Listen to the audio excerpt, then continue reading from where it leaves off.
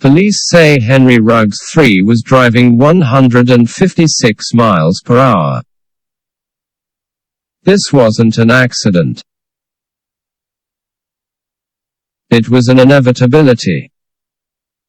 Drunk at more than twice the legal limit and hauling his Corvette down a residential street at 156 miles per hour with his girlfriend by his side, according to Las Vegas Metropolitan Police. He was a loaded weapon looking for a victim or victims.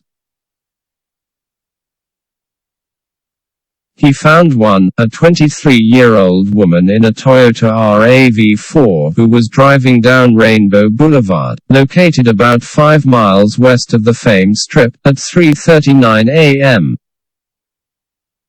As Ruggs approached the woman's vehicle on the 3-lane road, he veered right behind her before slamming into her car, police said. The RAV4 immediately burst into flames. The fire department found her inside the vehicle and declared her dead at the scene. The remains of a dog were also found in the car. Wednesday morning, prosecutors detailed new evidence against Ruggs, who was in his second year with the Las Vegas Raiders and a former star wideout at the University of Alabama. Ruggs was charged on Tuesday with DUI resulting in death and reckless driving.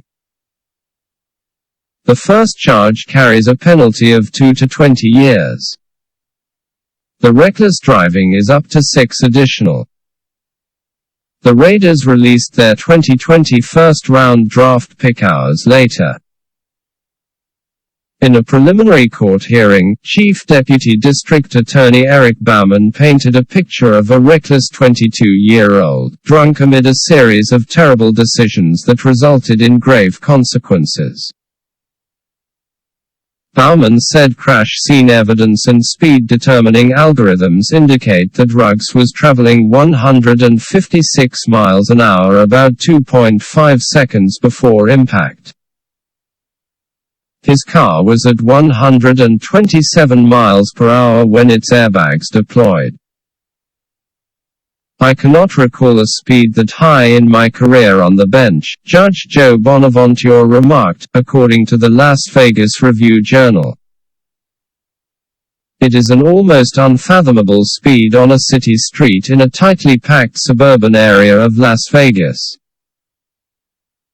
Worse, police say Ruggs' blood alcohol level came in at .161, twice Nevada's 0.08 legal limit. Officers said Ruggs appeared impaired at the scene, but he had refused a field sobriety test.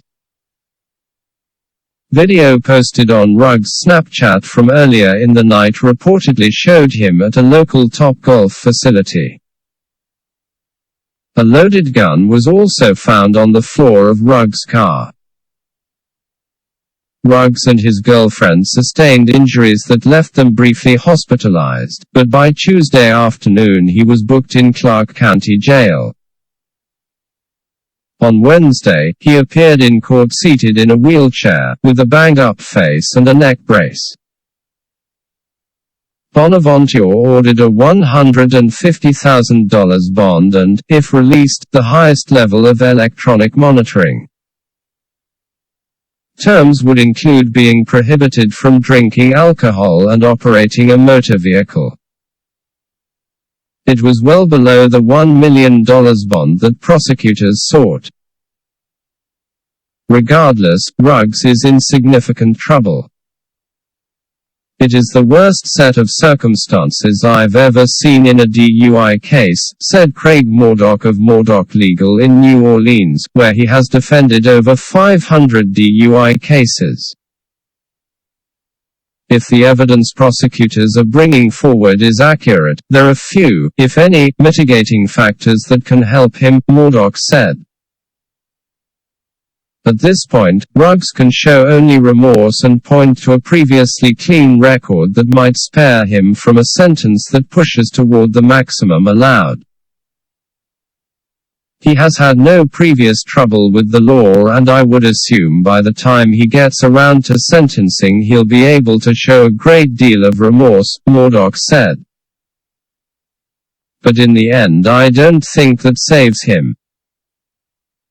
The fact that Ruggs' alleged crimes are numerous, driving while drunk, excessive speeding and reckless driving, mean that there were numerous ways for him to kill someone, and suggests it was a matter of time before he hit something or someone in the suburban neighborhoods near the Strip.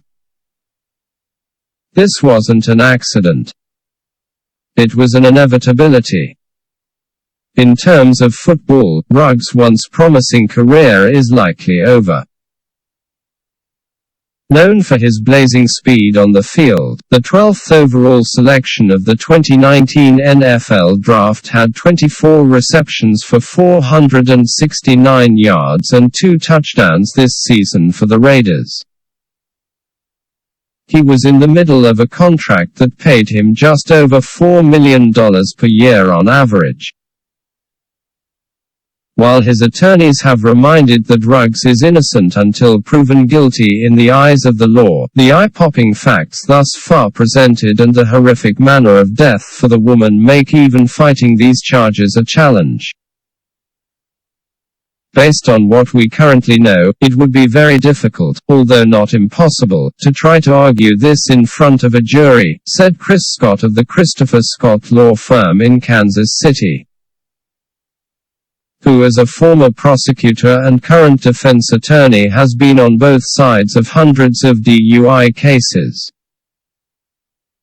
Unless prosecutors seek the maximum prison time, Scott said, it's unlikely Ruggs' defense will try.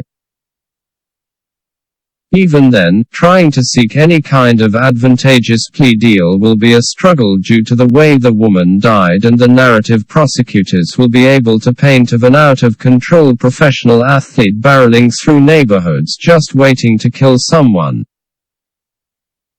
We are all humans, and that will play on emotions, even from prosecutors or a judge if the case comes to a point where Ruggs is asking for any kind of leniency, Scott said. Ruggs is due back in court later this month.